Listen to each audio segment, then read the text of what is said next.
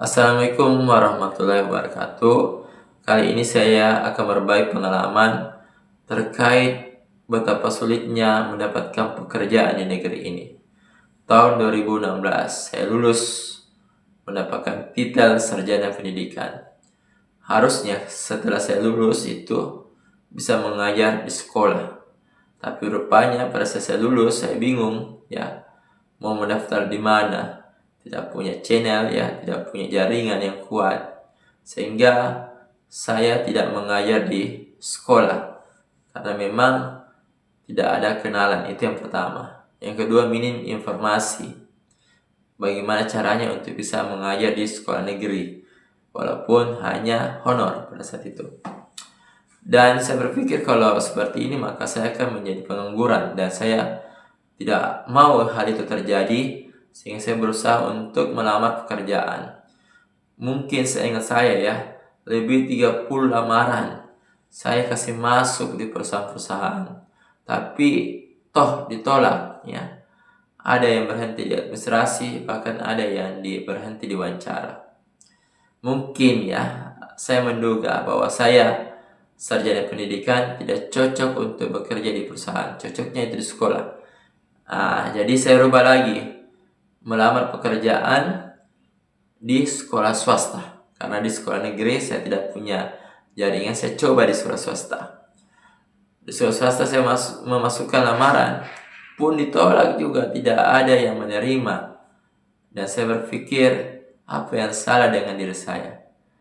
Hingga akhirnya ya, satu lamaran yang saya kasih masuk ya, di salah satu sekolah swasta yang ada di Makassar itu diterima, walaupun saya diterima sebagai honor di sana, tapi itu sebuah kesyukuran. Walaupun honor, saya terima pekerjaan itu guru honor di salah satu sekolah swasta. Nah, setelah saya menjalani guru honor ya, alhamdulillah ya, ada kesabaran, ketabaan, dan juga berdoa ya, memberikan yang selalu terbaik di sekolah tersebut. Akhirnya saya diangkat menjadi guru tetap di sekolah tersebut.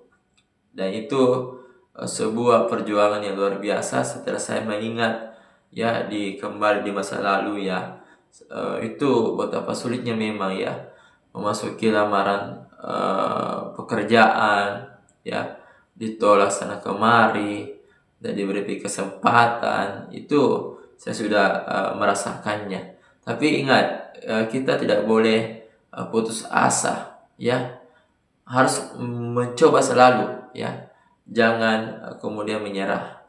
Karena saya yakin untuk mendapatkan sebuah pekerjaan itu Tuhan akan melihat pekerjaan yang mana yang cocok. Boleh jadi pada saat kita ditolak ya, itu boleh cocok dengan kita.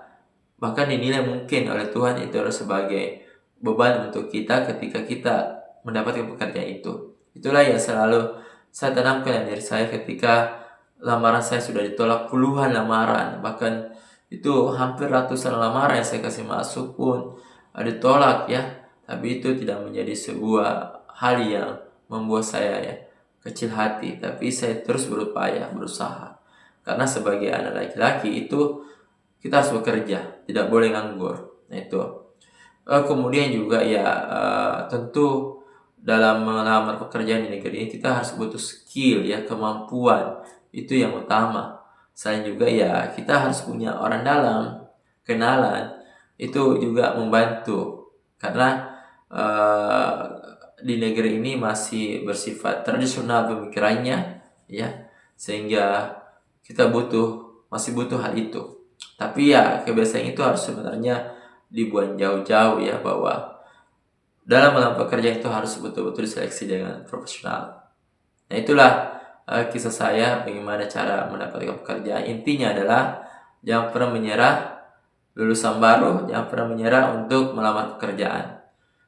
Insya Allah kalau kita berusaha dan selalu yakin kepada Tuhan, pasti pekerjaan yang terbaik akan datang untuk kita. Sekian dan terima kasih. Assalamualaikum warahmatullahi wabarakatuh.